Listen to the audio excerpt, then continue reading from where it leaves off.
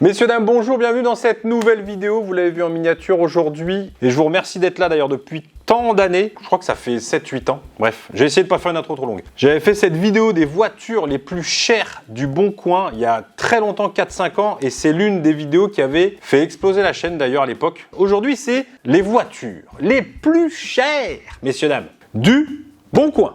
Alors du coup, c'est pas vraiment un guide d'achat, vous avez bien compris, c'est plutôt un guide d'achat de voitures à des prix monstrueux, stratosphériques. Je n'ai point d'adjectif pour qualifier le prix de ces voitures. Enfin, on va le voir, mais je me doute bien parce que j'ai jeté un coup d'œil quand même un petit peu avant. Je suis pas non plus un escroc, hein, évidemment. Vous allez voir que va falloir, les gars, va falloir aller charbonner, va falloir bosser, mais bosser très très dur. Et surtout, j'aimerais bien qu'en commentaire, vous me disiez ce que vous achèteriez, vous, à la place de ces milliers, centaines de milliers, de millions que coûte une voiture. Moi, je trouve ça aberrant. Qu'est-ce que vous achèteriez, vous, avec 1 million d'euros? Je pense que vous achèteriez pas une voiture qu'on a là. Vous allez voir, il y a des prix sont... Mais c'est n'importe quoi. Vraiment, c'est n'importe quoi. Avec ces prix de caisse, bon, évidemment, hein, tu peux t'acheter une bagnole à 3 millions d'euros. Crois-moi que tu peux t'acheter 15 ou 20 voitures à 3 millions d'euros. Toi, c'est pas le truc que t'achètes. Genre, t'as 3 millions 5. Paf, j'achète une voiture à 3 millions d'euros. Non. Évidemment. Enfin, j'espère pour ceux qui les achètent en tout cas. Donc, dites-moi en commentaire. Donc, je fais un petit top 10, d'accord, des voitures les plus chères. Au moment où je tourne, évidemment. Allez pas me dire, ouais, mais il y en a une qui est plus chère là. Moi, les gars, on est aujourd'hui le 9 juillet, d'accord. Je sais pas, il y en aura certainement d'autres qui vont apparaître et surtout certaines qui vont être vendues. Enfin, j'espère en tout cas. Pour eux, moi, je m'en fous. Et tu sais, à mon avis, à ces prix-là, ça doit pas être si simple d'acheter une voiture. Parce que acheter une bagnole à des millions d'euros ou à des centaines de milliers, crois-moi qu'il doit y avoir des méga arnaques. Et ce que j'aimerais bien savoir, c'est les marges des gens. Bon, pas des particuliers, mais des pros qui vendent ce genre de caisse.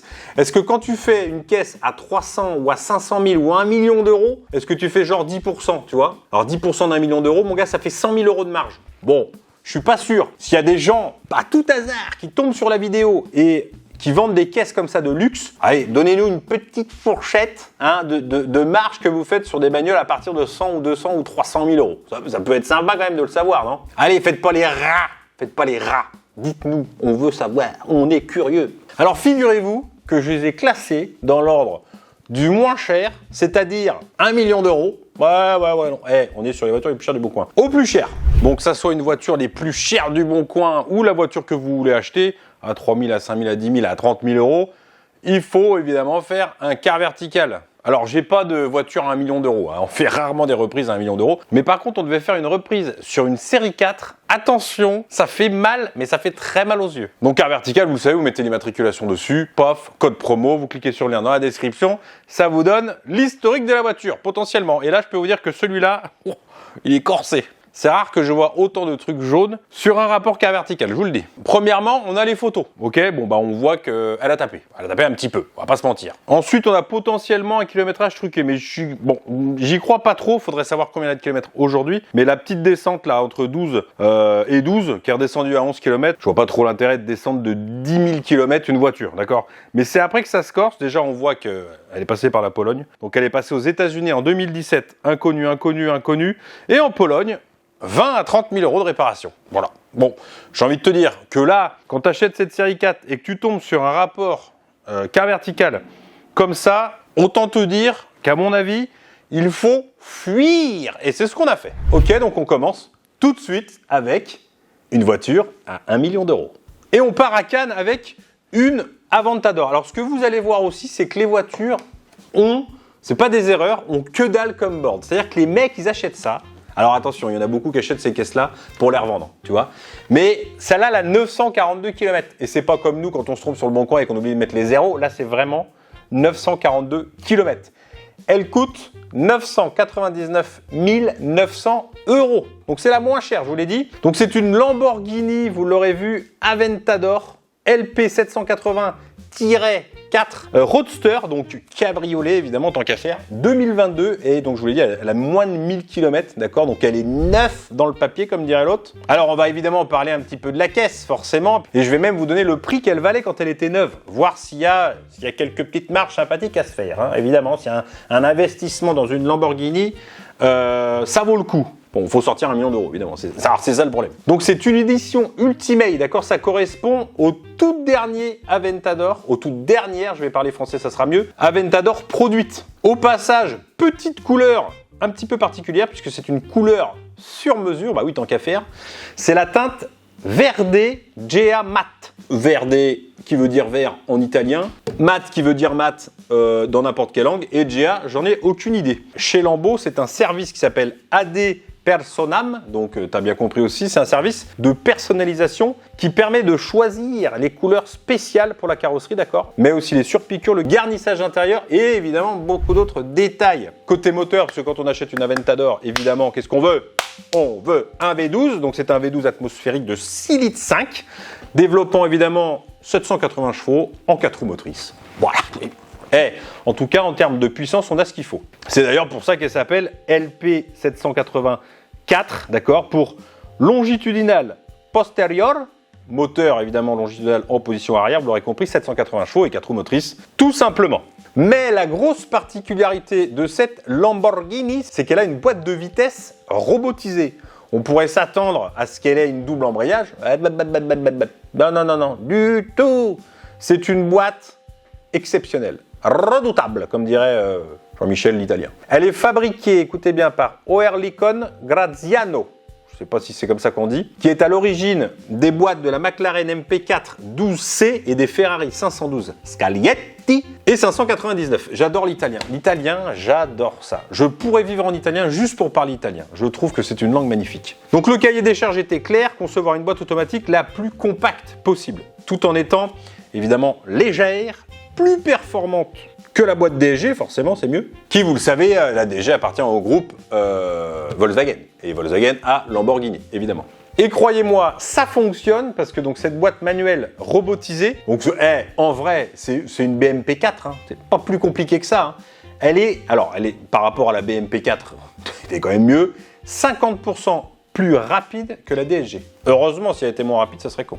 Le tout distribue le couple aux 4 roues quand il y en a besoin. Alors, cette voiture a été produite à seulement 250 exemplaires, donc autant vous dire que c'est plutôt rare. Et évidemment, son tarif s'élevait à 700 000 € environ. Donc, ça a pris un petit 43% en 2 ans. Nickel.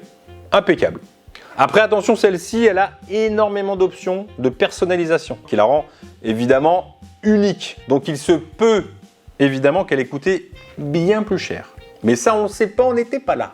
On passe à la deuxième voiture, 1 200 000 €. C'est une Aston Martin Vanquish Zagato Coupé. Non, là, Aston Martin, on n'a plus besoin de parler en italien, Baptiste. C'est bon. De 2017 avec seulement, comme d'habitude, 200 km. 200 km. Mais les gars, ils achètent des voitures, ils roulent même pas avec.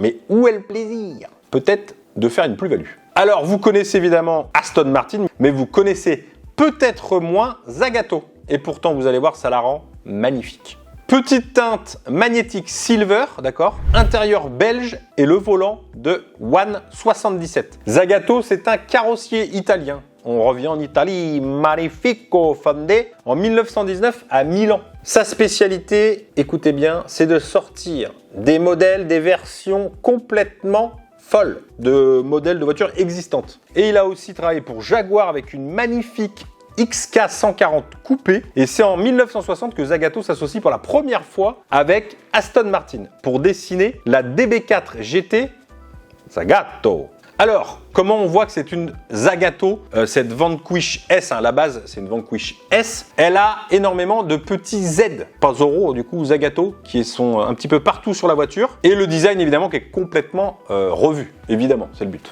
On a le droit à 2 feux arrière qui sont complètement fous, ils sont magnifiques. Les feux arrière, le cul de cette caisse est magnifique. Au niveau de la mécanique, rien ne change, c'est une Vanquish S, donc V12, 6 litres, hein, qui est en réalité d'ailleurs un 5 litres 9, il me semble, qui fait 600 chevaux, pop, normal. Elle a une boîte automatique Touchtronic 3 d'origine ZF, boîte automatique à convertisseur de couple, donc ça doit pas être trop mal à mon avis, 8 rapports évidemment. Alors cette voiture a été, si vous êtes intéressé, produite à 99 exemplaires. Ils m'ont dit que ça coûte cher, d'accord? D'ailleurs celle qu'on voit, que je vous montre sur le bon coin, c'est la 70e. Neuve, elle coûtait 650 000 €, donc elle a presque doublé depuis 2017. Elle existe aussi, vous allez me dire ce que vous en pensez, en shooting break, à 99 exemplaires en volante et en speedster. Incroyable, cette caisse est incroyable. L'arrière de cette caisse, incroyable. On met la troisième, on va avancer un peu, on continue avec une Porsche Carrera GT d'origine France. Alors celle-ci, elle est 2004, alors vous, tout le monde la connaît, elle est magnifique, celle-là. Magnifique. Elle a 15 000 km. Cette fois-ci, elle est 2004, donc elle a un petit peu roulé. 1 450 000 €. Je ne sais pas si vous connaissez ce vendeur de voitures de luxe, mais on le voit souvent sur les bagnoles comme ça, à Saint-Laurent-du-Var. S'il y en a qui sont déjà allés, n'hésitez pas à nous le dire.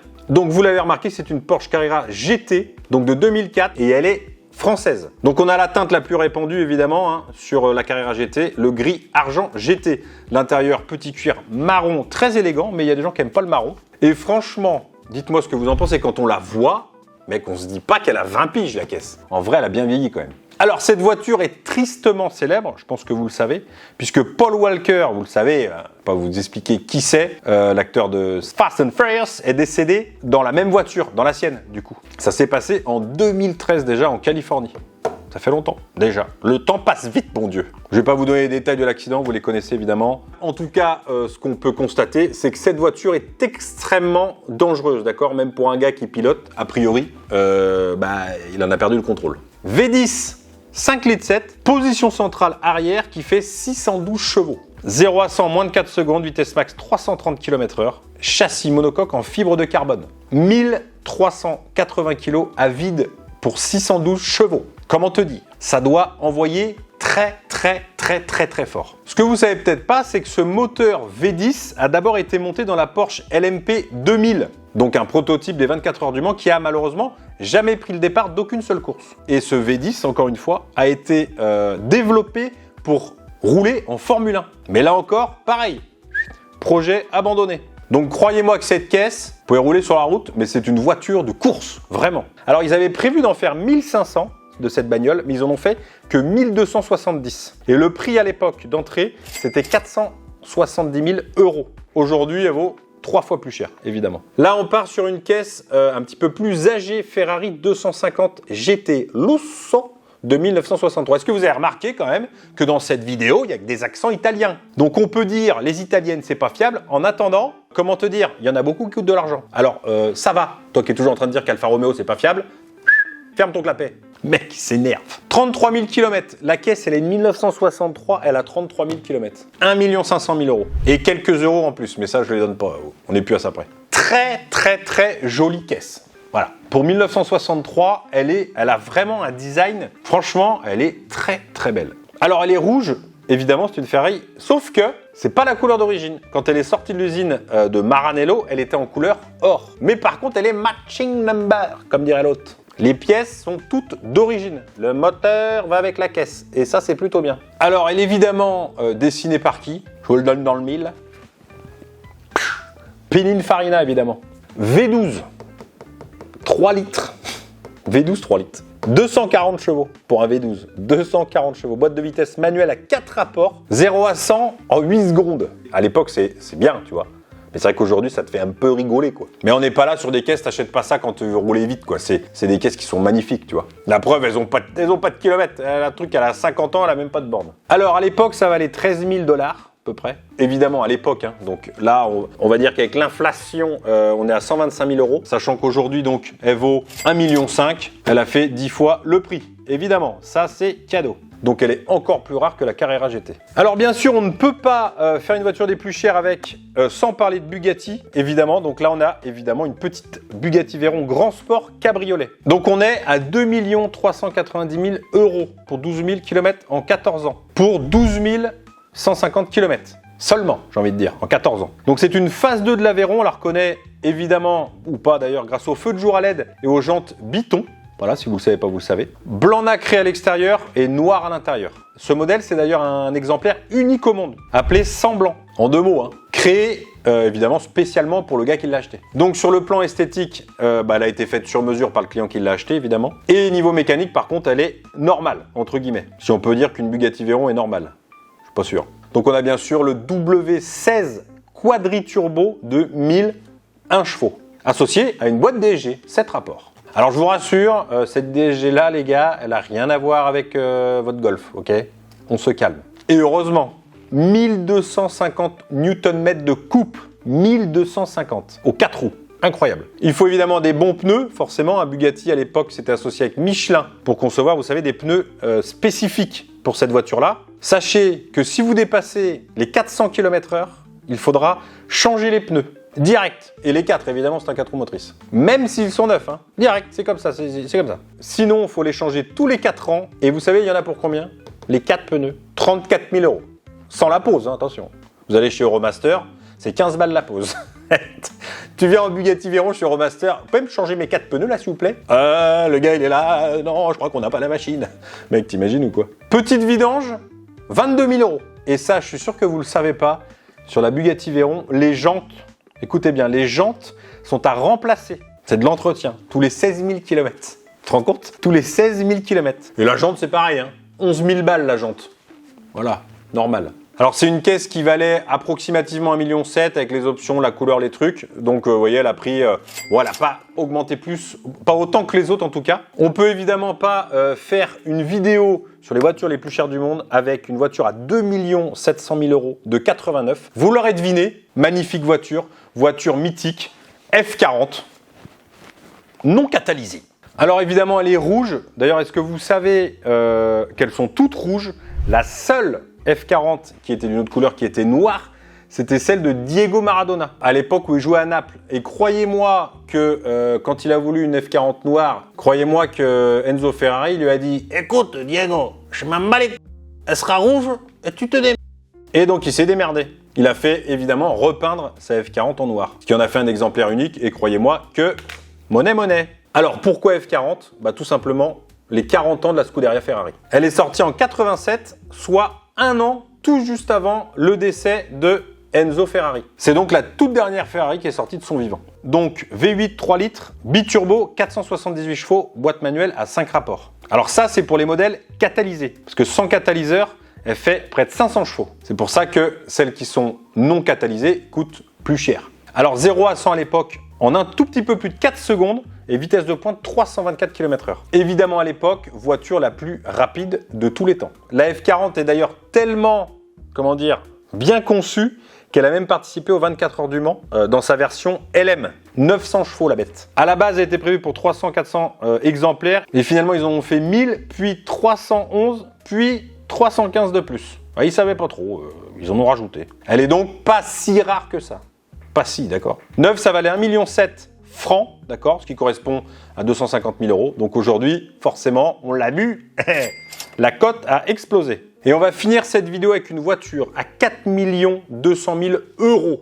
Aston Martin Valkyrie, 150 exemplaires vendus. Et celle-ci, c'est une ancienne d'un champion du monde de Formule 1. C'est écrit dans le titre. Pas moi qui l'invente. 4 200 000 €. 80 km. 80 km. Donc c'est la plus chère du Bon Coin. Est-ce qu'on achète une voiture sur le Bon Coin à 4 200 000 €? C'est la question que je me pose. Mais en vrai, t'as pas trop le choix si tu cherches une bagnole. Ouais, mais moi, j'achète pas sur le Bon Coin, j'achète sur la centrale.fr, c'est mieux. Alors, je vous l'ai dit, elle a appartenu à un champion du monde de Formule 1. Alors, c'est pas Max Verstappen, c'est pas Fernando Alonso. Je vais vous parler de la voiture avant, ça va vous laisser réfléchir pour trouver à qui elle a appartenu. À l'époque, donc en 2017, le projet, il s'appelle AMRB 001 pour Aston Martin Red Bull 001. Alors oui, qu'est-ce qu'elle vient de foutre ces putains de canettes? Red Bull, vous le savez, c'est une écurie de Formule 1 qui domine d'ailleurs son sport, hein, vous le savez, depuis près de 3 ans maintenant, qui a remporté 7 titres de pilote avec Sebastian Vettel et Max Verstappen, évidemment, et 6 titres constructeurs. En 2017, Aston Martin devient sponsor titre de l'écurie Red Bull Racing,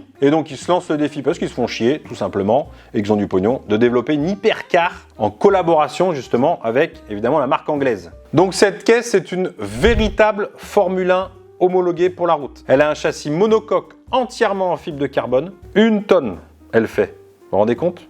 1 tonnes. Et c'est pas le plus fou. V12, 6,5 litres atmosphérique d'origine Cosworth. Motoriste britannique, évidemment. C'est d'ailleurs eux, pour l'anecdote, qui fabriquent le tout dernier V16 sur la dernière Bugatti Tourbillon, je sais pas quoi là. Donc le V12, combien qu'il fait de chevaux? Bah il fait 1014 chevaux, d'accord? Et la voiture elle fait 1 tonne, rappelez-vous. 1 tonne, 1014 chevaux. Incroyable. Vous voyez le truc? 1 kg par cheval. T'imagines? Tu mets une bouteille d'eau sur le cheval. Je peux te dire que le cheval, il traîne pas. Hein. On a évidemment un moteur je sais pas pourquoi je dis évidemment, un moteur électrique de 162 chevaux, donc forcément encore plus puissante. 900 Nm de couple. Le moteur électrique est alimenté par une batterie lithium qui récupère son énergie via la récupération de l'énergie cinétique, directement issue de la Formule 1 et développée par Rimac. 0 à 100 en 2 secondes 5, vitesse de pointe 400 km/h. Alors est-ce qu'on doit changer les pneus une fois qu'on a passé cette vitesse? Je ne sais pas. Vous avez vu la gueule de la caisse, hein. Forcément l'aérodynamique a bien évidemment été conçue et fait tout particulièrement pour que elle reste collée au plancher. Parce qu'une tonne, 1000 chevaux, 400 km/h, ça a plutôt tendance à faire et c'est parti, au revoir. Ciao. T'es comme dans une Formule 1, t'as le cul collé au sol quasiment, comme dans une Formule 1, et t'as un siège au milieu, comme une Formule 1. Alors autant vous dire que c'est pas une voiture avec laquelle tu vas aller chercher le pain le matin. Parce que là, vraiment, d'avoir mal aux fesses. Hein. C'est les mêmes sièges que dans une F1 aussi. Voilà, pour l'occasion. Et donc, vous l'aurez remarqué si vous avez l'œil, parce que sur la plaque, il y a marqué Nico. Alors, forcément, elle est à qui? Nico Rosberg. Et évidemment, Nico Rosberg, champion Underworld en 2016. Ok? Avec Mercedes. Cette année-là, je ne sais pas si vous vous rappelez, il s'est battu comme un chien avec son coéquipier, un certain Lewis Hamilton, ok? Bref, la Valkyrie était produite à 150 exemplaires. Prix d'achat 2,5 millions en 2021. Là, on est autour des 4 millions d'euros, donc voilà, petite cote sympathique. Hein. Bon, j'espère que cette vidéo, en tout cas, vous a plu. Voiture de malade mental, hein, à ces prix-là. J'espère que ça vous a pas trop mis le somme, entre guillemets. Ciao!